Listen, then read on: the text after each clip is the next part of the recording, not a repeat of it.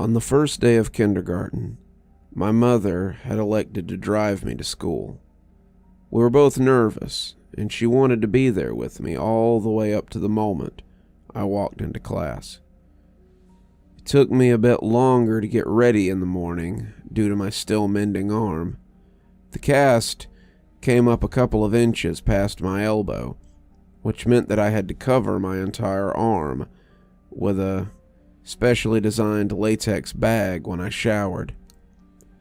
The bag was built to pull tight around the opening in order to seal out any water that might otherwise destroy the cast. I'd gotten really adept at cinching the bag myself. That morning, however, due to my excitement or nervousness, I hadn't pulled the strap tight enough, and halfway through my shower, I could feel water pooling inside the bag around my fingers.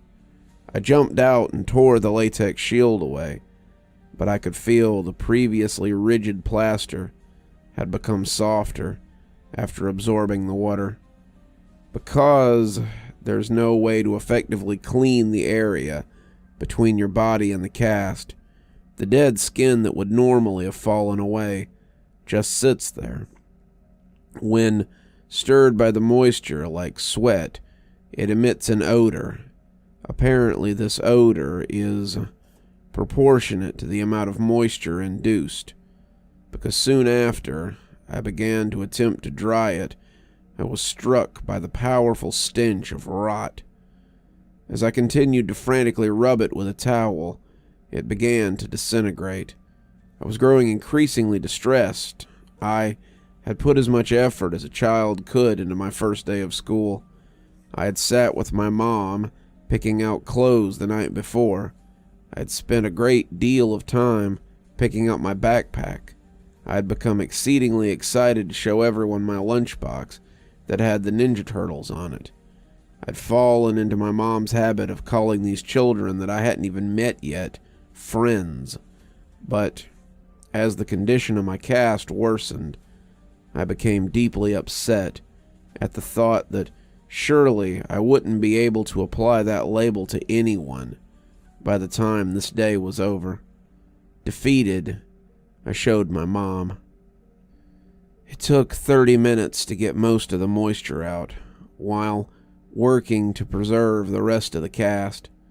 To address the problem of the smell, my mom cut slivers of a bar of soap and slid them into the cast, and then rubbed the remainder of the soap on the outside in an attempt to camouflage the rancid smell inside of it with a more pleasing one.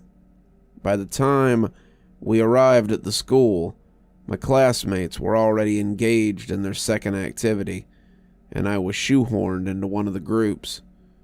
I wasn't made very clear on what the guidelines of the activity were, and within about 5 minutes, I'd violated the rules so badly that each member of the group complained to the teacher and asked why I had to be in their group.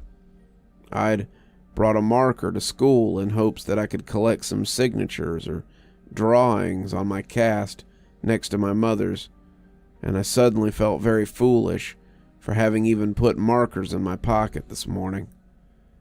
Kindergartners had the lunchroom to themselves at my elementary school, but some of the tables were off limits, so I didn't have to sit alone.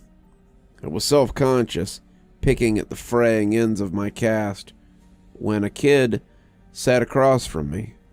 "I like your lunchbox," he said. I could tell he was making fun of me, and I grew a little bit angry. In my mind, that lunchbox was the last good thing about my day. I didn't look up from my arm, and I felt a burning in my eyes from the tears that I was holding back. I looked up to tell the kid to leave me alone, but before I could get the words out, I saw something that made me pause. He had the exact same lunchbox. I laughed. "I like your lunchbox too." "I like Michelangelo. He's the coolest," he said, while miming nunchuck moves. I was in the middle of my rebuttal by saying that Raphael was my favorite when he knocked his open carton of milk off the table and onto his lap. I tried hard to stifle a laugh since I didn't know him at all, but the struggling look on my face must have struck him as funny, 'cause he started laughing too. Suddenly, I didn't feel so bad about my cast, and thought that this person would hardly notice now anyway. Just then, I tried my luck. "Hey, do you want to sign my cast?" As I pulled out the markers, he asked how I had broke it. I told him that I'd fallen out of the tallest tree in my neighborhood, and he seemed pretty impressed. I watched him laboriously draw his name, and when he was done, I asked what it said. He told me it said Josh. Josh and I had lunch together every day, and whenever we could, we partnered up for projects. I helped him with his handwriting, and he took the blame when I wrote fart on the wall in permanent marker. I would come to know other kids, but I think I knew even then that Josh was my only real friend. Moving a friendship outside of school when you're only 5 is actually more difficult than you might remember. The day we launched our balloons, we had such a good time that I asked if Josh wanted to come to my house the next day to play. He said he did, and that he'd bring some of his toys. I said that we could also go exploring and maybe swim in the lake. When I got home, I asked my mom, and she said that'd be fine. My enthusiasm was boundless until I realized that I had no way of contacting Josh to tell him. I spent the whole weekend worrying that our friendship would be dissolved by Monday. When I saw him after the weekend, I was relieved to find that he had run into the same obstacle and thought it was funny. Later that week, we both remembered to write down our phone numbers, and we exchanged them at school. My mom spoke with Josh's dad, and it was decided that my mom would pick up Josh and myself from school on Friday. We alternated this basic structure nearly every weekend. The fact that we lived so close made things much easier on our parents, who seemed to work constantly. When my mom and I moved across the city at the end of first grade, I was sure that our friendship would be at an end. As we drove away from the house that I'd lived in my whole life, I felt sadness that I knew wasn't about the house. I was saying goodbye to my friend forever. But Josh and I, to my delight, stayed close. Despite the fact that we spent the majority of our time apart and only saw one another on the weekends, we remained remarkably similar as we grew up. Our personalities coalesced, our sense of humor compensated each other, and we found that we had started liking new things independently. We even sounded enough alike that when I stayed with Josh, he would sometimes call my mom pretending to be me. His success rate was impressive. My mom would sometimes joke that the only way she could tell us apart sometimes was our hair. He had straight, dirty blonde hair like his sister, while I had curly, dark brown hair like my mom. One would think that the thing that most likely drove two young friends apart would be outside of our control. However, I think the catalyst of our gradual disengagement was my insistence that we sneak out to my old house to look for boxes. The next weekend, I invited Josh over to my house, in keeping with our tradition of alternating houses, but he said he wasn't really feeling up to it. We started seeing less and less of one another over the next year or so. It had gone from once a week to once a month to once every couple of months. For my 12th birthday, my mom threw a party for me. I hadn't made that many friends since we'd moved, so it wasn't a surprise party, since my mom had no idea who to invite. I told the handful of kids I'd become acquainted with and called Josh to see if he wanted to come. Originally, he said he didn't think he could make it, but the day before the party, he called me to say that he'd be there. I was really excited because I hadn't seen him in several months. The party went pretty well. My biggest concern was that Josh and the other kids wouldn't get along, but they seemed to like each other well enough. Josh was surprisingly quiet. He hadn't brought me a gift, and he apologized profusely for it. I told him it wasn't a big deal. I was just glad that he was able to make it. I tried to start several conversations with him, but they seemed to keep reaching dead ends. I asked him what was wrong. I told him that I didn't get why things had become so awkward between us. They were never like that before. We used to hang out almost every weekend and talk on the phone every couple of days. I asked him what had happened to us. He looked up from staring at his shoes and just said, "You left." Just after he said that, my mom yelled in from the other room that it was time to open presents. I forced a smile and walked into the dining room as they sang "Happy Birthday." There were a couple of wrapped boxes and a lot of cards since most of my extended family lived out of state. Most of the gifts were silly and forgettable, but I remembered that Brian gave me a Mighty Max toy shaped like a snake that I kept for years afterwards. My mom was insistent that I open all the cards that had been brought and thanked each person who had given one, because several years before on Christmas, I had torn through the wrapping paper and envelopes with such a fervor that I had destroyed any possibility of discerning who had sent which gift or what amount of money. We separated the ones that had been sent by mail and the ones that had been brought that day so my friends wouldn't have to sit through me opening cards from people they had never heard of. Most of the ones from my friends just had a few bucks in them, but the ones from my family members usually contained larger bills. One envelope didn't have my name written on it, but it was in the pile, so I opened it. The card had a generic floral pattern on the face, and seemed to be a card that had been received by someone else, and they had recycled it for my birthday, because it was actually a little dingy. I appreciated the idea of a reused card, since I always thought that cards were silly. I angled it so the money wouldn't fall on the floor when I opened it, but the only thing inside was a message that had come printed in the card. "I love you." Whoever had given me the card hadn't written anything in it, but they had circled the message in pencil a couple of times. I chuckled a little and said, "Gee, thanks for the awesome card, Mom." She looked at me quizzically and then turned her attention to the card. She told me it wasn't from her and seemed amused as she showed it to my friends, looking at their faces, trying to discern who was playing a joke. None of the kids stepped forward, so my mom said, "Don't worry, sweetheart, at least you know that 2 people love you."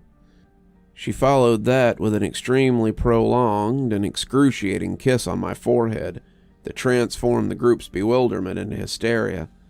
They were all laughing, so it could have been any of them, but Mike seemed to be laughing the hardest. To become a participant rather than the subject of the gag, I said to him that just because he had given me that card, he shouldn't think that he could kiss me later. We all laughed, and as I looked at Josh, I saw he wasn't smiling. "Well, I think that gift might be a winner, but you have a couple more to open." My mom slid another present in front of me, and I was feeling the tremors of suppressed chuckles in my abdomen as I tore the colorful paper away. When I saw the gift, I had no need to suppress the laughter anymore. My smile dropped as I looked at what I'd been given. A pair of walkie-talkies. "Well, go on, show everyone." I held them up, and everyone seemed to approve, but as I drew my attention to Josh, I could see that he had turned a sickly shade of gray. We locked eyes for a moment, and then he turned and walked into the kitchen. As I watched him dial a number on the corded phone attached to the wall, my mom whispered in my ear that she knew that Josh and I didn't talk much, since our walkie-talkies had been broken, so she thought I'd like it. I was filled with an intense appreciation for my mom's thoughtfulness, but the feeling was easily overpowered by the emotions resurrected by the returning memories that I'd tried so hard to bury. While everyone was eating cake, I asked Josh who he had called. He told me he wasn't feeling well, so he'd called his dad to come and get him. I understood that he wanted to leave, but I told him that I wished he'd hang out more. I extended one of the walkie-talkies to him, but he put a hand up in refusal. Dejected, I said, "Well, thanks for coming. I hope I'll see you before my next birthday." "I'm sorry. I'll try to call you more often. Really, I will, he said. The conversation stagnated as we waited by my door for his dad. I looked at his face. Josh seemed genuinely remorseful that he hadn't made more of an effort. His mood seemed suddenly bolstered by the idea that had struck him. He told me that he knew what he'd get me for my birthday. It'd take him a while, but he thought that I would really like it. I told him it wasn't a big deal, but he insisted. He seemed in better spirits and apologized for being such a drag at my party. He said that he was just tired, that he hadn't been sleeping well. I asked him why that was as he opened the door in response to his dad's honking in the driveway. He turned back towards me and waved goodbye as he answered my question. I think I've just been sleepwalking. That was the last time I saw my friend. A couple of months later, he was gone. Over the past several weeks, the relationship between my mother and I has grown increasingly strained due to my attempts to learn details of my childhood. It's often the case that one cannot know the breaking point of a thing until that thing fractures. And after the last conversation with my mother, I imagine that we will spend the rest of our lives attempting to repair what had taken a lifetime to build. She'd put so much energy into keeping me safe, physically and mentally, but I think that the walls meant to insulate me from harm were often protecting her emotional stability too. As the truth came pouring out the last time we spoke, I could hear a trembling in her voice that I think was a reverberation of the collapse of her world. I don't imagine my mother and I will talk very much anymore, and while there's still some things I don't understand, I think I know enough. After Joshua disappeared, his parents had done all they could to find him. From the very first day, the police had suggested that they contact the parents of all of Josh's friends to see if he was with them. They did this, of course, but no one had seen him or had any idea where he might be. The police had been unable to turn over any new information about Josh's whereabouts, despite the fact that they had received several anonymous phone calls from a woman urging them to compare this case with the stalking cases that had opened up about 6 years before. If Josh's mother's grip on the world loosened when her son vanished, it broke when Veronica died.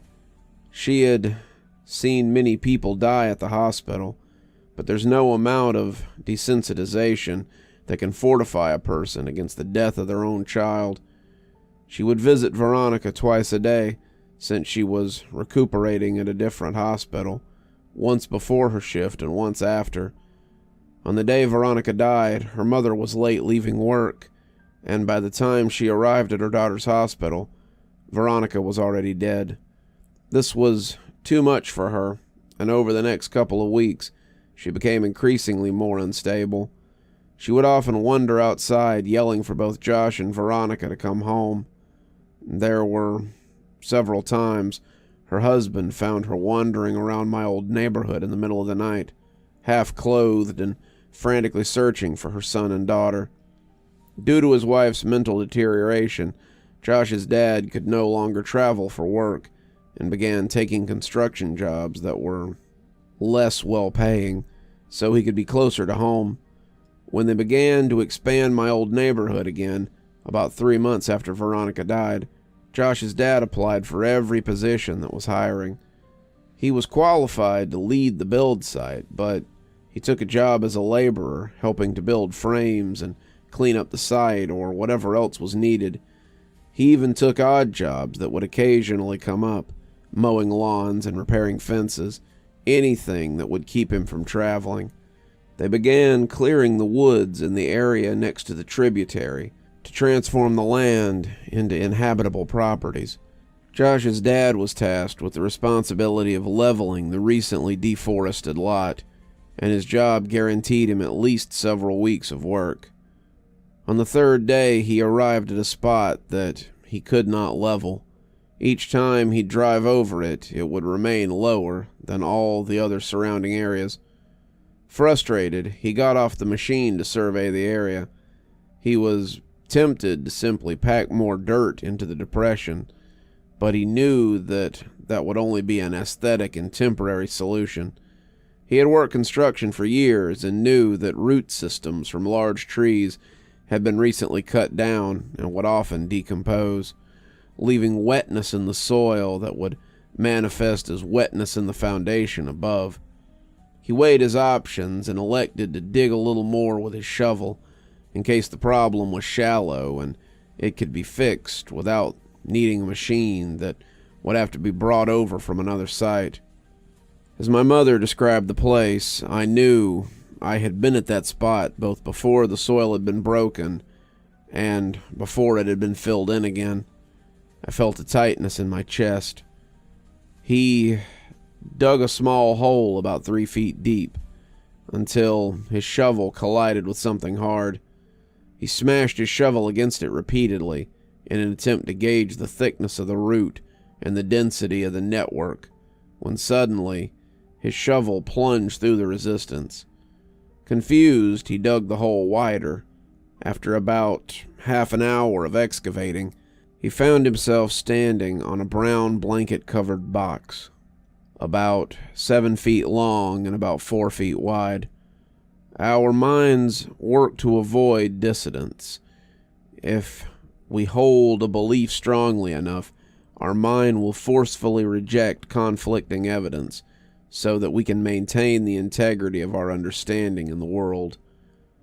Up until the next moment, despite what all sense would have indicated, despite the fact that some small but suffocating part of him understood what was supporting the weight, this man believed he knew his son was still alive. My mom received a call at 6 p.m. She knew who it was, but she couldn't understand what he was saying. But what she did comprehend made her leave immediately. "Down here, now, son, please, God." When she arrived, she found Josh's dad sitting perfectly still with his back to the hole. He was holding the shovel so tightly that it seemed like it might snap, and he was straining, staring straight ahead with his eyes that looked as lifeless as a shark's. He wouldn't respond to any of her words, and only reacted when she tried to gently take the shovel from him. He dragged his eyes slowly to hers and just said, "I don't understand." He repeated this as if he had forgotten all other words, and my mother could still hear him muttering as she walked past him to look into the hole. She told me she wished that she had gouged her eyes out before she faced downward into that crater, and I told her that I knew what she was about to say and that she didn't need to go on. I looked at her face, and it was expressing a look of such intense despair that it caused my stomach to turn. I realized that she had known this for almost 10 years and was hoping that she'd never have to tell me. As a result, she never came up with a proper arrangement of words to describe what she had seen. And as I sit here, I'm met with the same difficulty of articulation. Josh was dead. His face was sunken in and contorted in such a way that it was as if the misery and hopelessness of all the world had been transferred to his. The assaulting smell of decay rose from the crypt, and my mother had to cover her nose and mouth to keep from vomiting. His skin was cracked, almost crocodilian, and the stream of blood that had flowed through those lines had dried on his face after pooling and staining the wood around his head. His eyes lay half-lidded, facing straight up. She said by the look of him that he'd not been long dead, and thus time had not brought the mercy of degradation to erase the pain and terror that were now etched on that face. She said it was as if he had fixed his gaze right on her, his open mouth offering an all-too-late plea for help. The rest of his body, however, wasn't visible. someone else was covering it. He was large and lay face down on top of Josh. And as my mother's mind stretched itself to take in what her eyes were attempting to tell her, she became aware of the significance of the way in which he laid. He was holding Josh. His legs lay frozen by death, but entangled like vines in some lush tropical forest. One arm rested under Josh's neck, only to wrap around his body so that they might lay closer still. As the sun passed through the trees, its light became reflective by something pinned to Josh's shirt. My mother stooped to one knee and raised the collar of her shirt over her nose so that she might block out the smell. When she saw what had caught the sun, her legs abandoned her, and she nearly fell into the tomb. It was a picture. It was a picture of me as a child.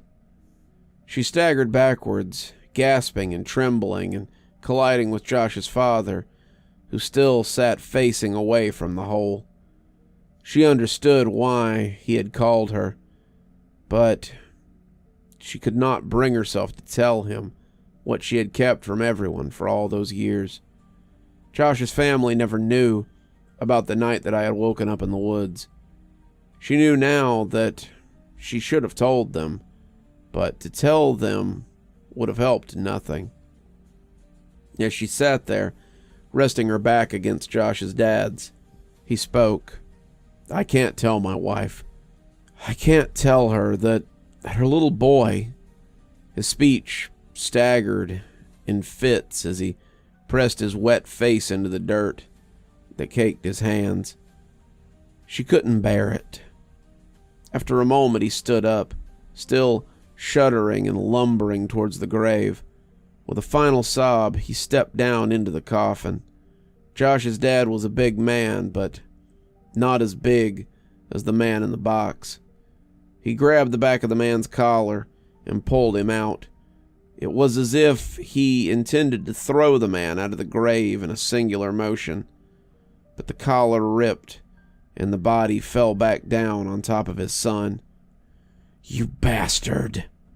He grabbed the man by the shoulder and heaved him back until he was off of Josh, and sat awkwardly upright against the wall of the grave. He looked at the man and staggered back a step.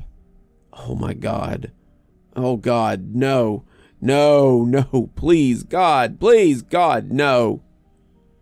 In a struggling but powerful movement, he lifted and pushed the corpse completely out of the ground, and they both heard the sound of glass rolling against the wood. It was a bottle. He handed it to my mother. It was ether. Oh, Josh, my boy, my baby boy, why is there so much blood? What did he do to you? As my mother looked at the man, who now lay facing upwards, she realized that she was facing the person who had haunted our lives for over a decade. She had imagined him so many times, always evil, always terrifying. And the cries of Josh's father seemed to confirm her worst fears. But as she stared at his face, she thought that this didn't look like who she imagined. This was just a man. As she looked at his frozen expression, it actually looked serene. The corners of his lips were turned up only slightly. She saw that he was smiling, not the expected smile of a maniac from a film or a horror story, not the smile of a demon or the smile of a fiend. This was the smile of contentment or satisfaction. It was a smile of bliss. It was a smile of love. As she looked down from his face, she saw a tremendous wound on his neck from where the skin had been ripped out. She was at first relieved when she realized that the blood had not been Josh's. Perhaps he had suffered less, but this comfort was short-lived as she realized how wrong she was. She brought a hand up to her mouth and whispered, almost as if she was afraid to remind the world of what had happened. They were alive. Josh must have bitten the man's neck in an attempt to get free, and although the man had died, Josh couldn't move him. I began to cry when I thought of how long he might have laid there. She looked through the man's pocket for some kind of identification, but she only found a piece of paper. On it was a drawing of a man holding hands with a small boy, and next to the boy were my initials. I'd like to think that she was remembering that part of the story inaccurately, but I'll never know for sure. As Josh's father carried his son out of the grave, my mom slid the piece of paper into her pocket. He kept muttering that his son's hair had been dyed. She saw that it had. It was now dark brown, and she noticed that he was dressed oddly. His clothes were all far too small. After Josh's dad delicately laid his boy on the soft dirt, he began gently pressing his hands against his son's pants to feel his pockets. He heard a crinkle. Carefully, he retrieved a folded piece of paper from Josh's pocket. He looked at it, but was vexed. Absently, he handed it to my mother, but she didn't recognize it either. I asked her what it was. She told me it was a map, and I felt my heart shatter. He was finishing the map. That must have been his idea for my birthday present. I found myself strangely hoping that he hadn't been taken while exploring, as if that would have somehow mattered. She heard Josh's father grunt and looked to see him pushing the man's body back into the ground. As he walked back toward the machine that he had used to find the spot, he put his hands on a canister of gasoline and paused with his back towards my mother. You should go. I'm so sorry. It's not your fault. I did this. You can't think like that. There was nothing. He interjected flatly, almost with no emotion at all. About a month ago, a guy approached me as I was cleaning up the site on the new development a block over. He asked me if I wanted to make some extra money, and because my wife was not working right then, I accepted. He told me that some kids had dug a bunch of holes on his property, and he offered me $100 to fill them in. He said that he wanted to take some pictures for the insurance company, but if I came about 5 p.m. the next day, that would be fine. I thought the guy was a sucker, since I knew clearing that lot was coming up, so someone would have had to do it anyway. But I needed the money, so I agreed. I didn't think he even had $100, but he put the bill in my hand, and I did the job for him that day. I've been so exhausted that I didn't think about it until after I was done. I didn't think about it until today, when I pulled that guy off my son. He pointed at the grave, and his emotions started to push through as he broke into a sob. He paid me $100 so I would bury him with my boy. It was as if saying it aloud forced him to accept what had happened, and he collapsed onto the ground in tears. My mother could think of nothing to say and stood there in silence for what felt like a lifetime. She finally asked what he would do about Josh. His final resting place won't be here, not with this monster. As she looked back, when she reached her car, she could see black smoke billowing and diffusing against the amber sky, and she hoped against all hope that Josh's parents would be okay. I left my mom's house without saying much else. I told her that I loved her and that I would talk to her soon, but I don't know what soon means for us. I got in my car and just left. I understand now why the events of my childhood had stopped years ago. As an adult, I now saw the connections that were lost on a child who tends to see the world in snapshots rather than sequence. I thought about Josh. I loved him then. I love him even now. I miss him more now that I know I'll never see him again, and I find myself wishing that I had hugged him the last time I saw him. I thought about Josh's parents, how much they had lost and how quickly that loss had come. They don't know about my connection to any of this, but I could never look them in the eye. I thought about Veronica. I'd only really come to know her later in my life, but for those brief few weeks, I think I really loved her. I thought about my mom. She had tried so hard to protect me and was stronger than I would ever be. I tried not to think about the man and what he had done with Josh for more than 2 years. Mostly, I just thought about Josh. Sometimes I wished that he had never sat across from me that day in kindergarten, that I'd never known what it was like to have a true friend. Sometimes I like to dream that he's in a better place, but that's only a dream, and I know that. The world is a cruel place, made crueler still by man. There will be no justice for my friend, no final confrontation, no vengeance. It had been over for almost a decade, for everyone but me. I miss you, Josh. I'm sorry you chose me, but I'll always cherish my memories of you. We were explorers. We were adventurers. We were friends. You're still here. Thanks for stopping by. Dr. Plague here. Always a pleasure to see all my new and old viewers coming by for another one of my spooky tales. If you'd like to support the show, you can always take part in one of our channel offers through Fume or Aura, or you can just click on another video when they come up. I'd really appreciate it. For our newer viewers, we also have lots of playlists and other things if you'd like to get caught up. I know some of my series have been going on for quite a while. If you'd like to get my latest book, there's a link down below that'll take you to my Amazon page.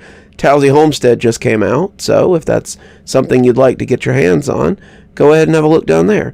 If you'd like a signed copy, you can go ahead and email me from my email address on the site, and I'll get with you about shipping information and ship you a signed copy. If you'd like to support the channel in a more monetary fashion, we also have membership through YouTube, and we've got a Patreon that you can get the information for in the description. We have lots of tiers and everything to suit your needs. Patrons that support on the $10 tier, that's our Ghostly Reader tier, get a book anytime I write one, signed and on their doorstep. As you may have noticed, there's a list of patrons and members on the screen, and I'd like to personally thank every one of them for taking a hand in the future of this channel. Well, that's enough for tonight. Dr. Plague, signing off. Have a wonderful evening.